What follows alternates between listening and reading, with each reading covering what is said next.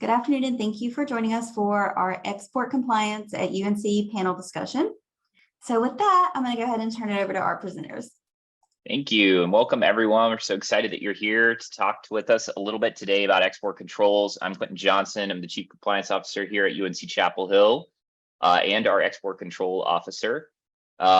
We have quite a few panelists today that are going to discuss some topics. I think it's going to be a great format for this discussion. Just to set the stage, export controls impacts just about every business process at this organization. But what we try to do is make it as seamless as possible for you to continue doing your transactions, right? So we build a lot of our process procedure into what other folks are already doing within the organization. And so in order to, provide what I feel like is a better picture of how all this works, I asked these folks today, William, Lance, Kim, and Amanda, who are just wonderful experts in their areas, to just talk a little bit about how export controls work for them. And I'm hoping through that process, you'll learn a little bit more about how it sort of works at the university. So that being said, I'm going to hand everything over to William to start off with. He's going to go through some fairly general slides on what export controls are, so you sort of orient you. And then we're going to move through the rest of the panelists and talk about how what we do impacts their processes. So I'm going to go ahead and mute myself, William, and you can take over for us. Thanks, Quentin, for the intro. Like he said, I'm William Buha. I'm the Export Compliance Manager in the Central Compliance Office of Institutional Integrity and Risk Management. Our office is primarily responsible for anything export control related. So we really are the central office for export control regulations, guidance, and services. So this covers, like Quentin said, all business areas around the university. Particularly in terms of research, we're looking at things like contractual controls, control technology, certain shipping that might be affiliated with research conduct or research activities. And yeah, so with that, I just wanted to kind of give you a brief overview of export control in general, but moving on to the next slide, just to kind of give you kind of a understanding of what export controls are. So they are a complex set of rules, laws, and policies set up by 3 different government agencies. As you can see on the slide, this primarily concerns the Department of State, Department of Commerce, and Department of Treasury.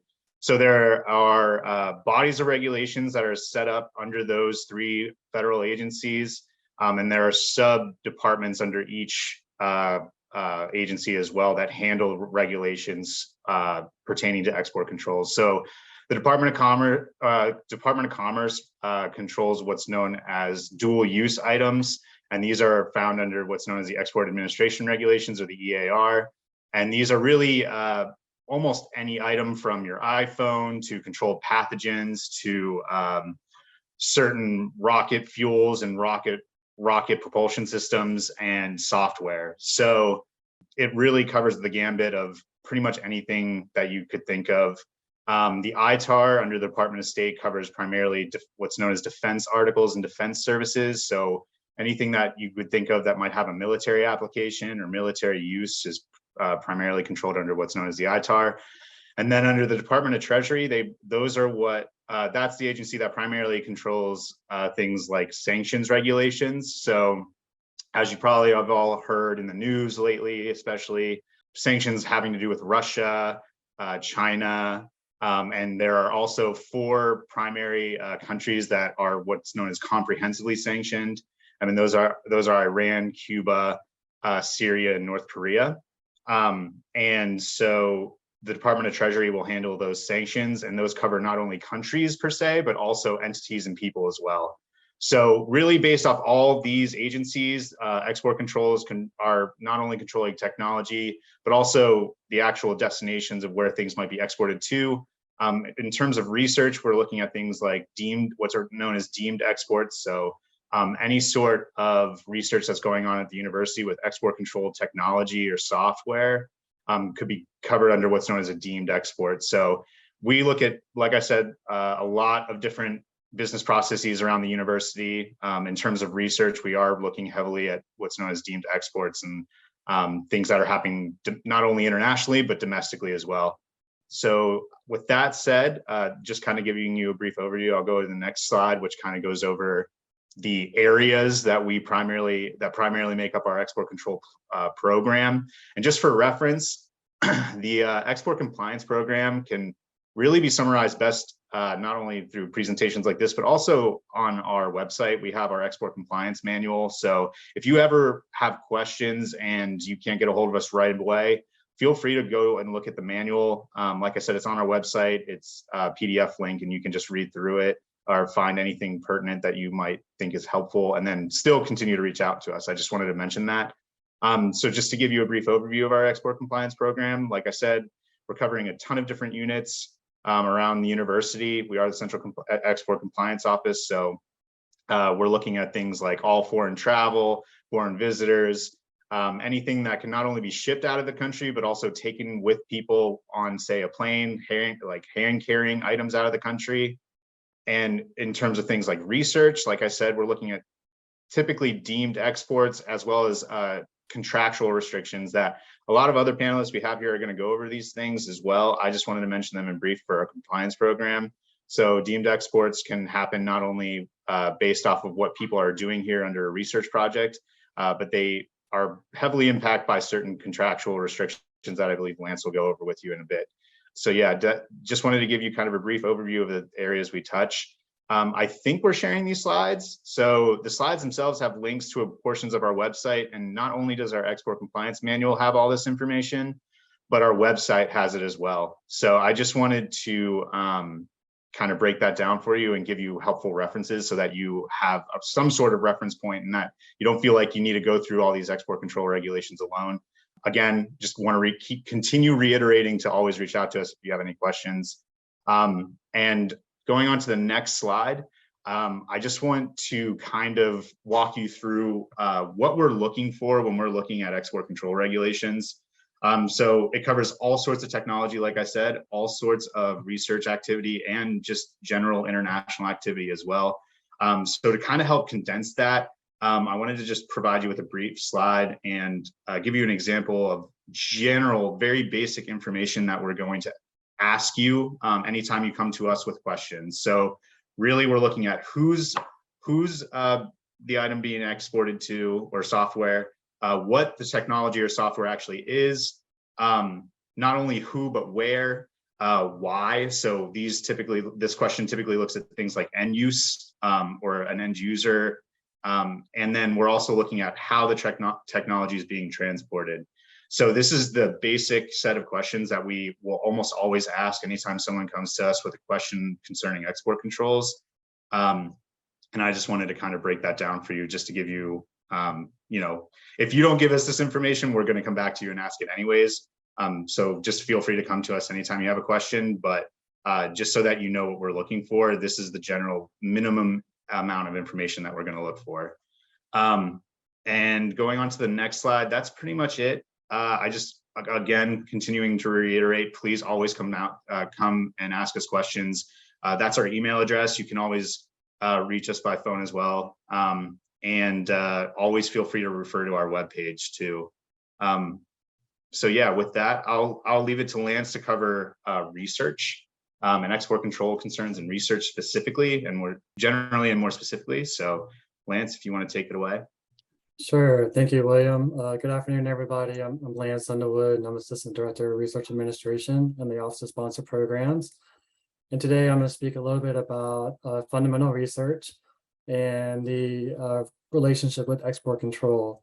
So just to kind of give you a basic definition, general definition of fundamental research, as you see on the slide, it's research in science, engineering, or mathematics, the results of which ordinarily are published and shared broadly within the research community, and for which the researchers have not accepted restrictions or proprietary or national security reasons. William touched on contractual control, and so in that respect, OSP is constantly reviewing contracts and agreements to ensure that there are no restrictions on publications, and also to ensure that we have the freedom to publish. In my mind, fundamental research is ensuring that we are, as a research institution, able to share the knowledge that we gather, and we can share that for the public good. Also, we want to preserve the right for our students to publish their dissertations and also participate in research projects and be able to freely publish on those projects as well. So what to look for? So OSP, we are constantly looking for a variety of items during our reviews of contracts. And like I mentioned before, publication is a very popular topic that we look at because we want to preserve our right to publish. And so in reviewing the publication language and agreements, we always look for our ability to publish, but there are times where we are on the receiving end of confidential information from the sponsor, or maybe proprietary information from the sponsor. And so in those cases, we don't have the right to publish that information without their approval. So the sponsor does have the ability to review our publications for that information to ensure that they can remove that in the event they don't want that published. But on top of that, they still allow us to publish, say maybe after 30 days or maybe 60 days after their review. The sticking point there is if the language is truly an approval language, then that is a restriction for us. And so then we have to evaluate how that impacts the project and how it may impact who's working on the project as well.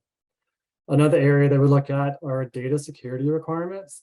I listed on the slide just 3 acronyms of common federal data security requirements that we'll see in federal contracts. And when we come across these requirements, we have to ask ourselves several questions. Will the project be receiving confidential data? If so, where would that data be stored? And how will that data be accessed? And who will be accessing that data? All this these things are questions that we ask ourselves, and we work with Export Control Office just in managing those data security requirements. In some cases, the data is not controlled, and it's open source data, and so the need for these tight security requirements is not necessary. And so we want to go back and negotiate those terms with our sponsor to remove those restrictions or the data security requirements because they're not needed in most cases. I know I mentioned controlled information, so sometimes we'll come across controlled unclassified information.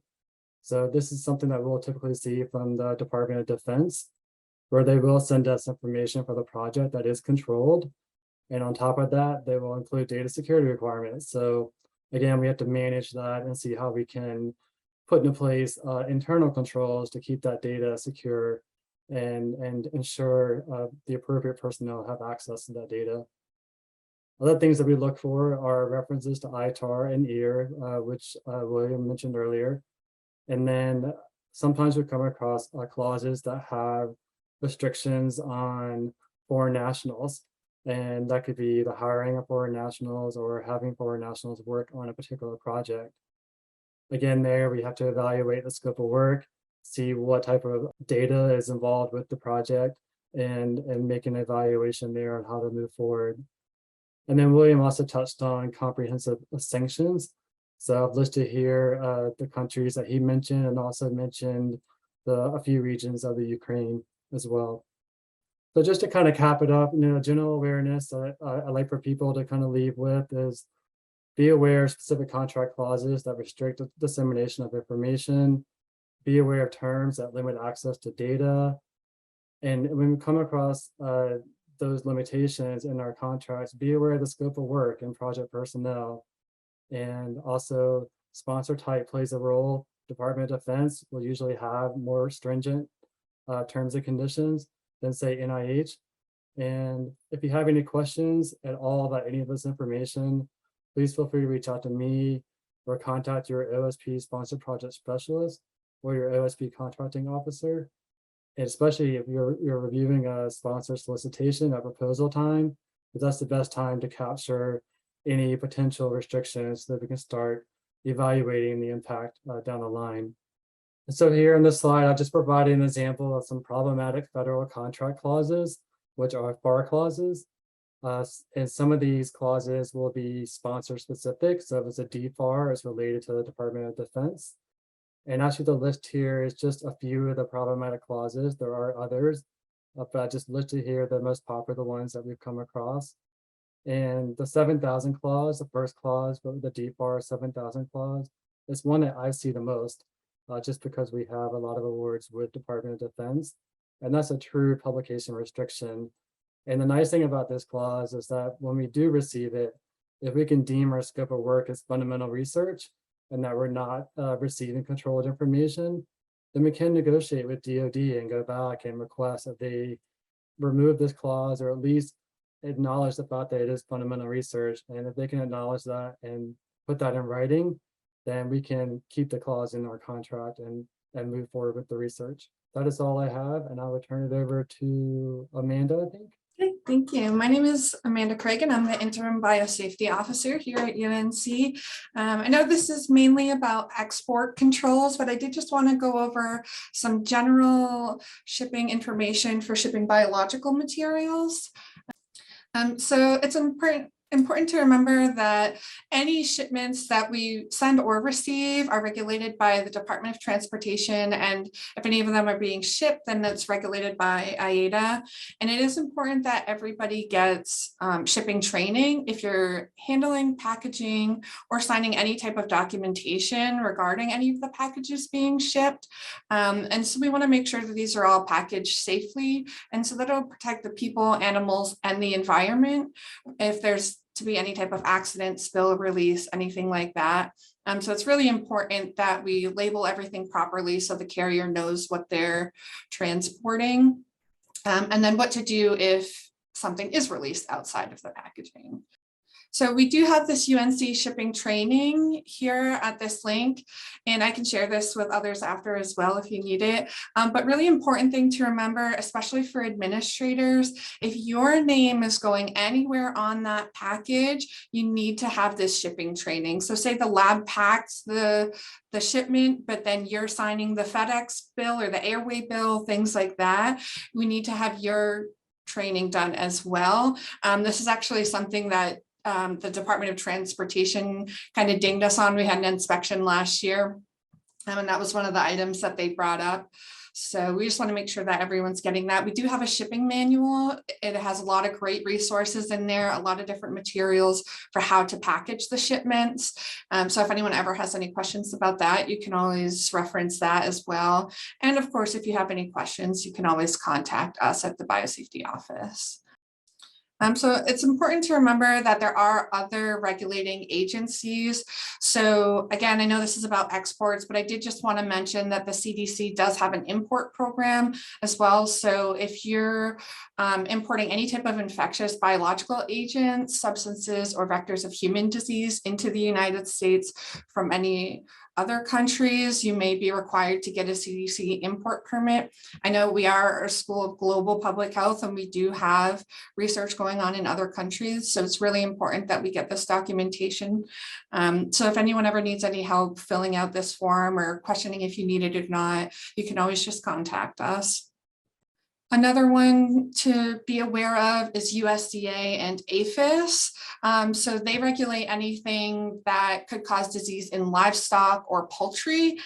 So they regulate imports, exports, and interstate travel of any of these types of agents. So there is a list of certain agents that are on this that are regulated. So a prime example of this one, especially recently, would be avian influenza.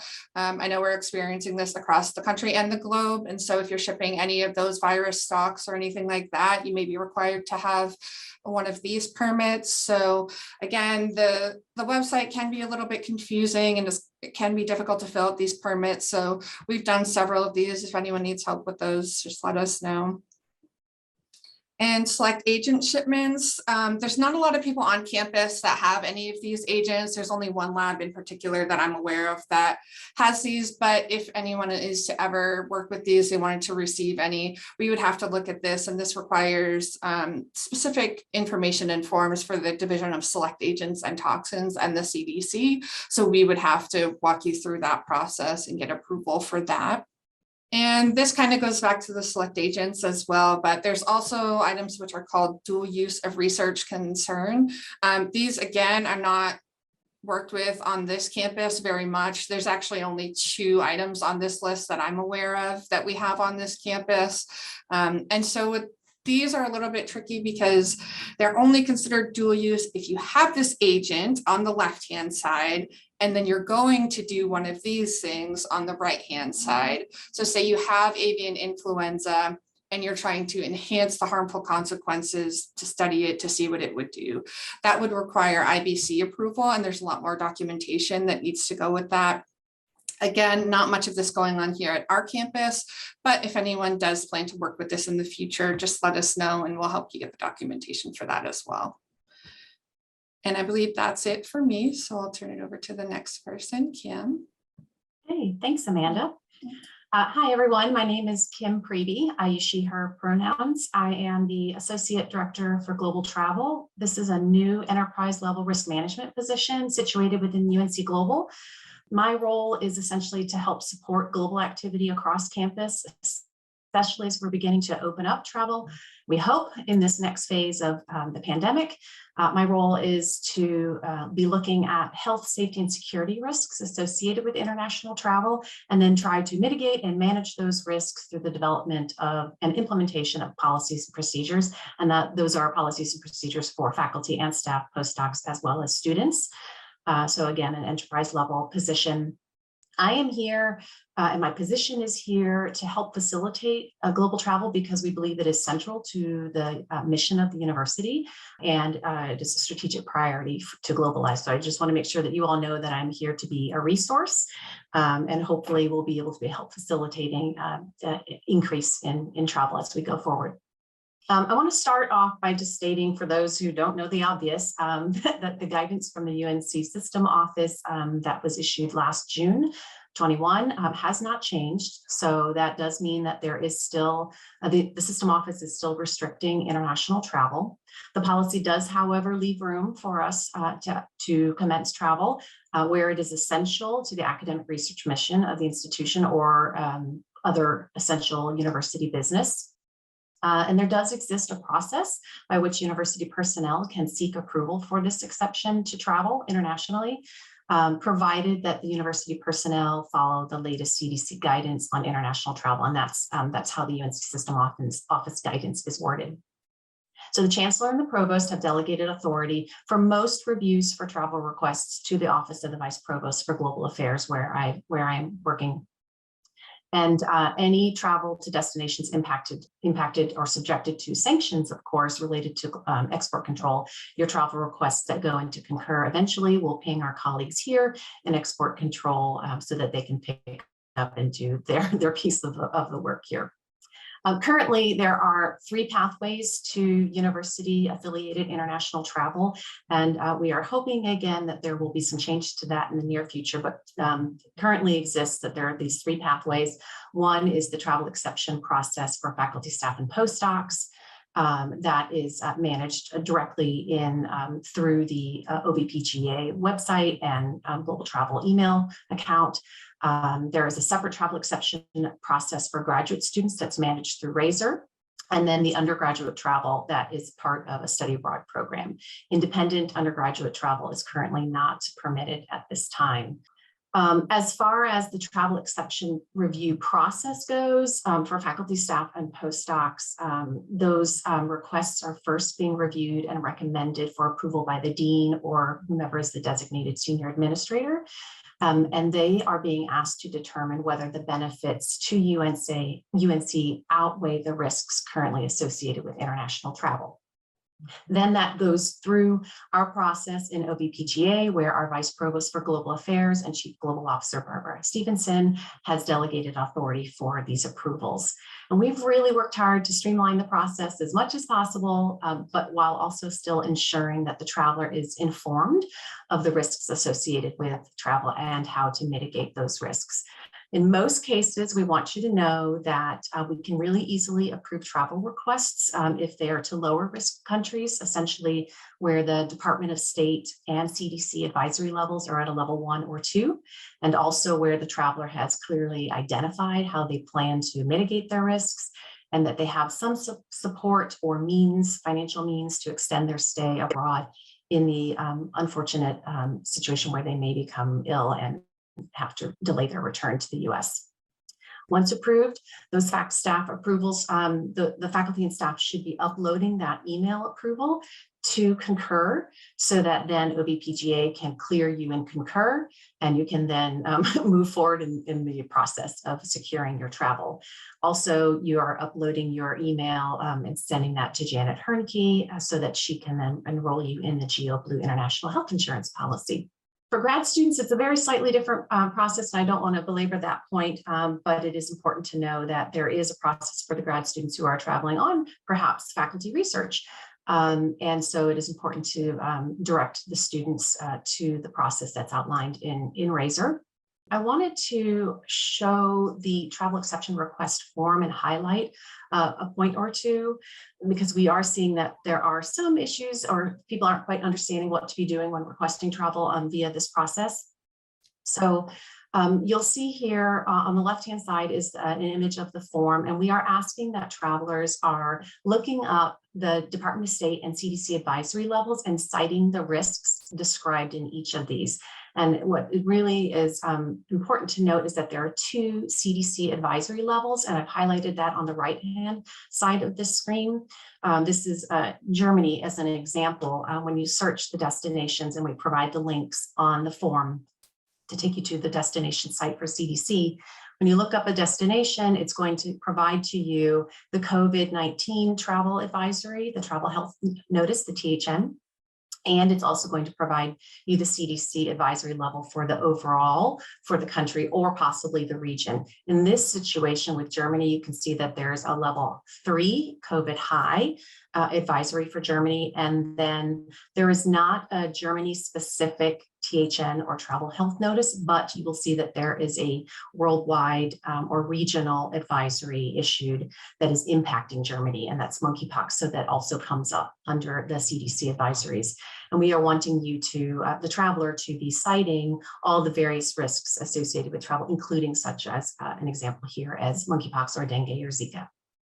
The other thing I want to note about the travel exception process is that we are expected to be reviewing and granting approvals, as this is a risk management process, in advance of travel. So we are not able to approve travel post facto. I mentioned earlier, and I just want to reiterate that we are anticipating some changes in the international travel policy and the associated procedures. We're beginning discussions for university-wide approach to education abroad, risk management, and we're also having conversations with campus leadership and our campus partners to work to streamline the faculty, staff, and postdoc international travel process even further. But we don't quite know what that's going to look like yet, so it's a little bit premature to provide details. So what I can say right now is that folks from my unit, the OVPGA, will be reaching out in the coming weeks as things evolve and decisions are made. That's great, Kim. Thank you. And thank you, Amanda, Lance, and William. Wonderful, wonderful information. I just wanted to wrap up. I know we have about 10 minutes more or so. And so I'm just going to wrap up with my closing comments, but we are obviously very interested. If anybody has questions out there, there's no dumb questions. We ask ourselves questions all the time about whether what we're doing is working. Are we conveying the right information to folks? Do we have the things in place that we need? So, just as much as you may have a question, it may help us identify some gap or something we haven't thought about. So please, if you have questions, jump in the Q&A chat box there. But I'll continue with my comments. So first, I just wanted to highlight something that William kind of, I think, conveyed to us, to you all. But if it wasn't super clear, I want to just reiterate. We view ourselves as a service to the institution, and we support operations here, the Export Control Office. And essentially what we mean by that is that, these are things that can get you in trouble or slow you down or get you stuck in customs when you're trying to ship something. And that's not what we want to happen, right? We want things to be quick and smooth so you can get on with your work, whether you're an admin or a researcher. And so that's what our office is here to do. So we're always interested in feedback on what we do and how we do it, if we can improve. But I just wanted to point that out, that we view the export offices use what we do as a service, not just to you all, the end users, but also to our partners, Lance and Amanda and Kim's programs. We try to support them and not slow them down or trip them up or anything like that. That's the first thing I wanted to mention. The other thing I wanted to mention is, obviously in these types of formats, we have limited times what we can talk about. And so what we try to do is pick what we thought were some topic areas that were most relevant to folks who are, conducting research at the institution. But there are clearly other areas that are very relevant from an export perspective. And what we try to do is use a risk-based approach. So I do want to highlight 2 or 3 other things for you that are really important from an export perspective that we just did not have time to cover in detail today. The first of those is intellectual property. Reporting your IP or through the invention disclosure process is incredibly important. It allows the institution to protect those valuable things that our researchers create. And it also helps make sure that the export office knows what's going on, and that we can also, not only from a value protection standpoint, but also from a compliance standpoint too, because those are the things that the federal government is the most interested in. How are we handling, right, the valuable stuff? And by valuable, I just mean they attach value based on monetary, worth, not necessarily scientific interest. So we try to do what our funders are most worried about and protect that intellectual property from a compliance standpoint as well. We're also plugged into finance and accounting. So things that go through accounts payable, we help them review those and make sure that we're not making payments to entities that are sanctioned or, send something out incorrectly, which has saved us some pain and heartache with a number of different sanctions rules. We also integrate with IT. So a lot of times when you have some of these issues where you're working on a control project, IT controls are a big piece of it. And so we're here to help coordinate, you with your project and with the IT security controls, get the right people in the room to discuss that and get you set up quickly. And then the last thing I wanted to mention is the Global Affairs Office that Kim is a part of, but there is another section of that office which deals with immigration. And our office is very plugged into that process. So I think the theme where I'm trying to go with this is, if you utilize university process and procedure the way you typically do, most likely we're plugged into it. So please use those things that these wonderful subject matter experts were just talking to you about. Use them, talk to them, ask them questions. They will get you pointed in the right direction. That's how this is all designed. So it's not designed to slow you down. It's designed to help you. And I just wanted to make that point as well. The next thing I wanted to just talk about very, very briefly in the time we have left is what happens when, Lance's, fundamental research plans don't work out and we have a controlled project, right? I mean, this guy is working to protect fundamental research every single day. And I have to give a big shout out to him for that. It's really important to the institution. The export office views our role as one in supporting fundamental research, or in supporting the right to publish and share information broadly. And Lance does the lion's share of that work for us, and we thank him. But not every time do we meet those requirements. Sometimes national security controls or concerns override fundamental research and the right to share information. And so when that happens, Lance reaches out to our office to set up something called a technology control plan. And essentially what that means is it's a document, it's a plan that tries to envision how you're going to do work and in compliance with these rules. So I mentioned earlier that we do things like interface with IT. So if you have a controlled project, we have to look at access controls to the space. We have to look at the network security parameters around the work you're doing, make sure your computer's secured and encrypted appropriately, and the network traffic is secured and encrypted appropriately. Those are all things that you don't have to know how to do. If you follow the process, Quentin Johnson and William will connect you with the right people in order to do that project, get that plan set up and get everything done securely, right?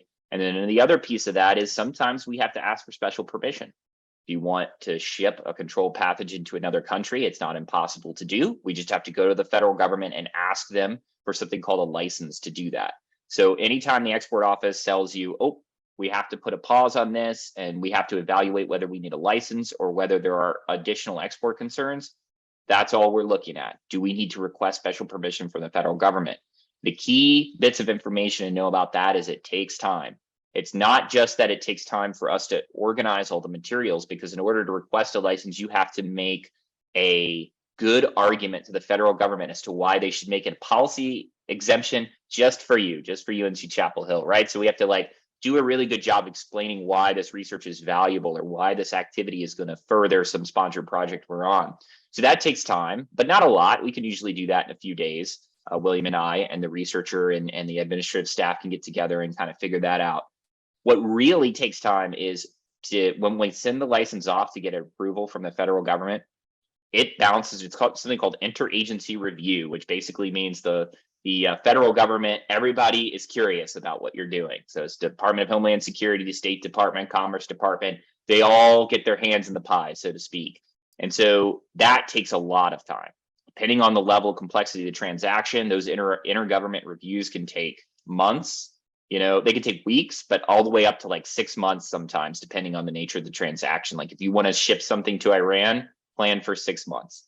So I just wanted to try to bring all that information back to say, we support operations, we get things done, we try to help you facilitate these transactions, but some of them take more time than others. So just be aware, if you're doing something and you think you have a question about, planning ahead, getting to us weeks or months in advance with questions is super helpful if there's going to be a license that needs to be obtained.